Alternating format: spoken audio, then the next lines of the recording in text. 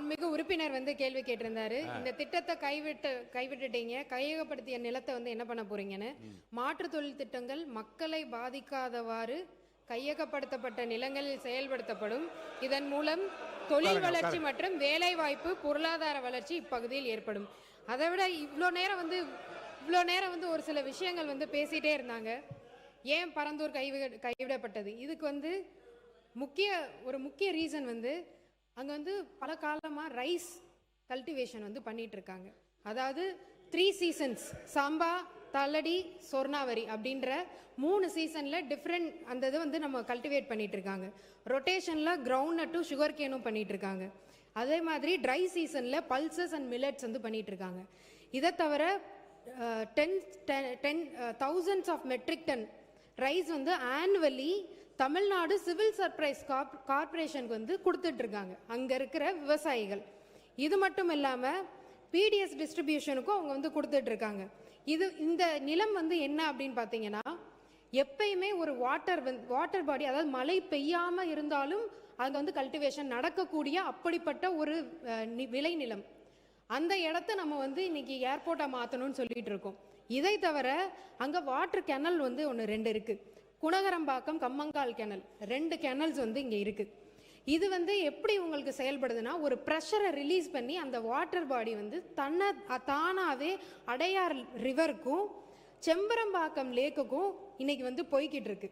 இதை நம்ம அழிச்சிட்டோம் அப்படின்னா ஆட்டோமேட்டிக்காக சென்னை சிட்டிக்கு வந்து உள்ளேயே ஃப்ளட் வர்றதுக்கான பல வாய்ப்புகள் இருக்கு. இவ்வளவையும் நம்ம அழிச்சு நம்ம ஒரு பரந்தூர் ஏர்போர்ட், நாம வந்து ஏர்போர்ட் வேணான்னு சொல்லவே இல்லை. இன்னொரு இடத்த நாங்கள் இந்த மாதிரி அதுவும் ஒரு சரிவான இருக்கிற ஒரு விளைநிலம், அந்த இடத்துல நீங்கள் எவ்வளோ தூரம் மண்ணை போட்டு ஒரு ஏர்போர்ட்டை நீங்கள் கொண்டு வருவீங்க? இது கொச்சினில் நடந்தது. இதனால 14 நாள் வந்து அந்த ஏர்போர்ட் வந்து பூட்டி கிடக்கப்பட்டது. இதே மாதிரி ஒரு விளைநிலத்தை கொண்டு வந்து அந்த ஏர்போர்ட் 14 நாள் பூட்டி கிடந்தது. இது மட்டும் இல்லாமல் இன்னைக்கு எங்களுடைய மாண்புமிகு முதலமைச்சர் அன்னைக்கு ராகுல்ன்ற ஒரு பையன், இந்த பையன் அன்னைக்கு ஒரு பேட்டி கொடுத்துருந்தாங்க. எங்களுக்கு பரந்தூர் விமானம் வேண்டாம், நாங்கள் என்ன அந்த விமானத்தில் பறக்கவா போகிறோம் அப்படின்னு எங்களை காப்பாத்துங்கன்னு ஒரு வார்த்தை சொன்ன அந்த ஒரு வார்த்தைக்காக இன்னைக்கு இந்த அறிவிப்பு மக்கள் கொண்டாடுறாங்க. அங்கே நடந்த ஒரு ரீசன்ட் லோக்கல் பாடி மீட்டிங்கில் விஜய் ரோடு அப்படின்னு சொல்லி நாங்கள் வைக்க போகிறோன்னு அறிக்கையே அவங்க வந்து இன்னைக்கு விட்டுருக்காங்க. மக்கள் அத்தனை பேரும். இதனால விவசாயிகளோட வாழ்வாதாரம் பாதிக்கப்படும், 1500 நீர்நிலைகள் பாதிக்கப்படும், 1000 குடும்பங்கள் இடம்பெயரணும். இதையெல்லாம் கன்சிடர் பண்ணாம ஒரு ஏர்போர்ட்டை நம்ம எப்படி அங்கே கொண்டு வர முடியும்? இதை தவிர இன்னொரு வந்து கேட்டிருந்தாரு.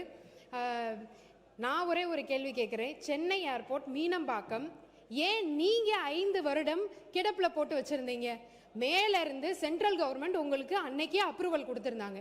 நீங்க ஏன் 5 வருஷம் அதை சும்மாவே வச்சிருந்தீங்க? உங்களுக்கே தெரியும் பரந்தூர் ஏர்போர்ட் வந்து வந்ததுன்னா இன்னும் 5 வருஷம் ஆகும்னு. ஆனா அதை எக்ஸ்பேன்ஷன் அன்னைக்கே பண்ணியிருந்திருக்கலாம். அதுக்கான சென்ட்ரல் கவர்மெண்ட் அதுக்கான அப்ரூவலும் கொடுத்தாங்க. என்ன நோக்கத்துக்காக நீங்க இதை வந்து ஸ்டாப் பண்ணி வச்சிருந்தீங்க? உங்களோட மனசாட்சியை நீங்களே கேட்டுக்கோங்க. நீங்க பேசுங்க, தொடர்ந்து பேசி முடிங்க. நீங்க பேசுங்க, உட்காருங்க. அவங்க பேசி முடிக்கல. இது மட்டும் இல்லாம இன்னைக்கு வந்து சொல்றாங்க இதனால வந்து தொழிலே வந்து பாதிக்கப்படும் தமிழ்நாட்டில். அப்ப 49% எலக்ட்ரானிக் எக்ஸ்போர்ட் வந்து இன்னைக்கு பரந்தூர் ஏர்போர்ட்டை நம்பி தான் இன்னைக்கு போய்கிட்டு இருக்கா. 41% எலக்ட்ரானிக்ஸ் எக்ஸ்போர்ட் இன்னைக்கு போர்ட் மூலமாகவும் ஏர் கார்கோ மூலமாகவும் சென்னை ஏர்போர்ட் மூலமா தான் அனுப்பிச்சிட்டு இருக்கோம். நாம வந்து இன்னைக்குமே எதையுமே நம்ம சொல்லவே இல்லை. எங்களுக்கு ஏர்போர்ட் வேணும், 2வது ஏர்போர்ட் வேணும். எக்ஸ்பேன்ஷனுமே உள்ள இருக்கிற காரிடோர்லே தான் வரப்போகுது. அந்த எக்ஸ்பேன்ஷன் ஏதோ அவர் சொல்றாரு எதையோ இடிச்சிட்டு நம்ம வந்து ரன்வே பண்ண போறோம்னு. அப்படியெல்லாம் கிடையவே கிடையாது. அதுக்காக ஏர்போர்ட் அத்தாரிட்டி இந்தியா வந்து ஏற்கனவே வந்து T5 முனையத்தின் பயணிகள் முனையம் வந்து உத்தேசிக்கப்பட்டிருக்கு. அதே மாதிரி T5 முனையத்தின் புறவழி சாலை, தாம்பரம் மதுரவாயில் சாலை அமைக்க மாநில அரசின் அனுமதியும் ஒத்துழைப்பும் கோரி உள்ளது. நெக்ஸ்ட் 10 வருஷத்துக்கு இது வந்து நம்மளுக்கு கண்டிப்பா ஒரு இது இருக்கும். அதே மாதிரி அடுத்து செகண்ட் ஏர்போர்ட் மக்கள் பாதிக்கப்படாம, விவசாய நிலங்கள் பாதிக்கப்படாம, அதே மாதிரி சிப்காட்டும் அதே மாதிரி இருக்கிற மக்கள் பாதிக்கப்படாம, விளைநிலங்கள் பாதிக்கப்படாம அப்படி இருக்கிற நிலங்கள் மட்டும்தான் கையகப்படுத்தப்படும்.